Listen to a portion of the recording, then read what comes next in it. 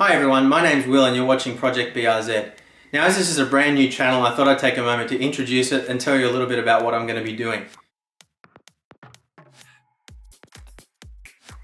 Now in a couple of days time I'm going to be picking up my brand new Subaru BRZ. I'm super excited about it. I've been waiting for it for about 5 months. I ordered it back in November of 2013. It's now March 6th, 2014.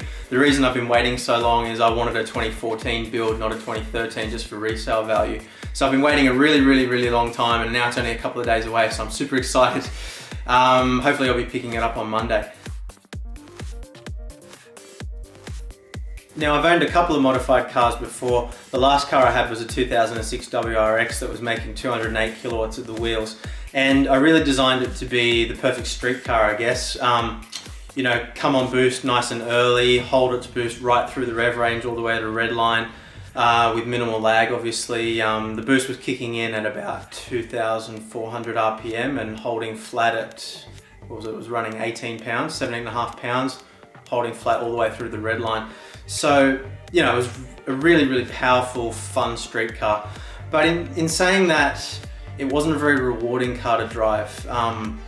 You know, it was great to dump the clutch at the lights and pull away quickly and, you know, really get thrown back in your seat.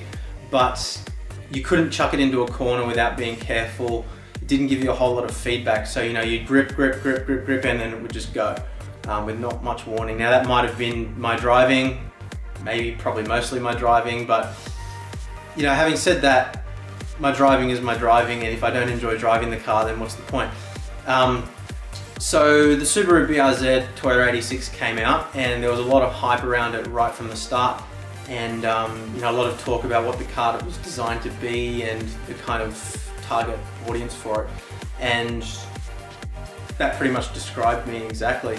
So straight away I was interested in it, and Brett Middleton at MRT, who's a good friend of mine, purchased his BRZ as a project car, and he let me have a drive of it before he'd done much modification at all. Actually, I think he'd only done the suspension at this stage, and so I jumped in it straight away. This is fantastic, and you know, I felt straight away that it was just too underpowered for me. It was disappointing, to be honest. You know, I was so used to driving a car that really was thrilling straight away on the onset to drive, and the BRZ just didn't do that. But you know, Brett kind of took me out to some quiet streets and said, you know, just, you know, get into it and enjoy it for what it is. Don't try to compare it to the WRX, just enjoy it for what it is. And so I did that, and you know, he was right. It was a fantastic car to drive. It was really smooth and just really rewarding. It gave you lots of feedback through the steering wheel, and you just felt really connected to it and hooked up, and I felt like I could trust it, which was something that I really hadn't felt in the 10 years of owning other Subarus previously. So I fell in love with it straight away, but it still just didn't have enough power for me. And you know, Brett told me at the time he was developing a turbo kit for it, and a lot of the stuff on the internet at the time was saying, you know, turbo kits aren't going to work. It's a high compression engine, and it's just not going to be good. So I kind of wasn't holding out too much hope for it. And then Brett finished his turbo kit, the first generation of it, and he let me have another drive, and I just fell in love instantly. It was only running, I think, about 6 or 7 pounds of boost, but it just gave it that extra little bit that it was lacking. And I guess the most important thing was that it wasn't too much power for the car. I still felt like I could trust it when I drove it, but it just gave me that extra little bit of thrill. So pretty much straight away after driving that car, I decided, yep, this is the next car that I'm going to have to get. So I discussed it with my wife, and you know, she wasn't too into it, but I convinced her. So I put my WRX up for sale, and you know, I was gutted at the thought of selling it because I'd spent so much money and time and effort, and you know, I'm the kind of guy that I really put a lot of thought into what I'm doing with cars. I don't just rush out and buy what everybody else is buying. I like to really do my research.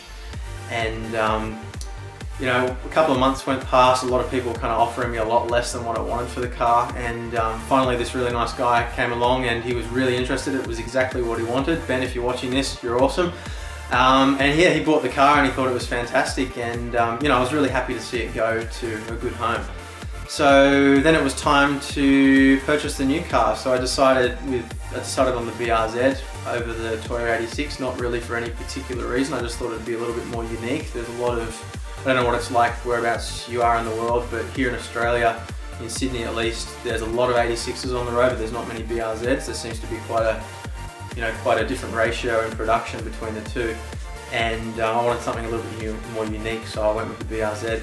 And it was November 2013 when I placed the order. It's now March 2014, and I wanted a 2014 build, so I decided to wait for 5 months.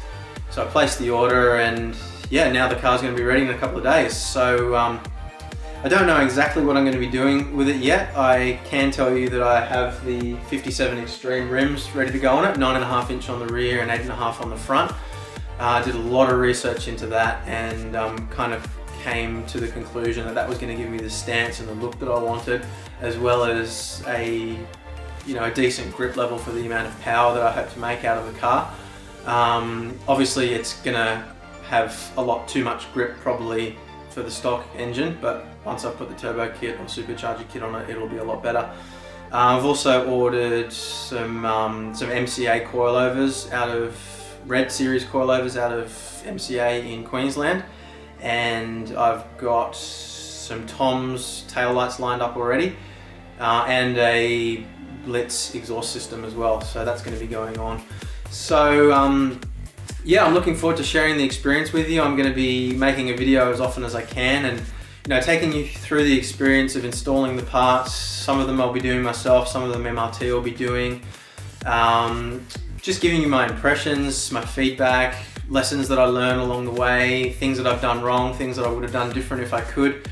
And yeah, just really taking you along for the experience. So I hope you guys enjoy the channel, and I'll see you next time when I pick up the car. Thanks very much for watching, and we'll see you next time.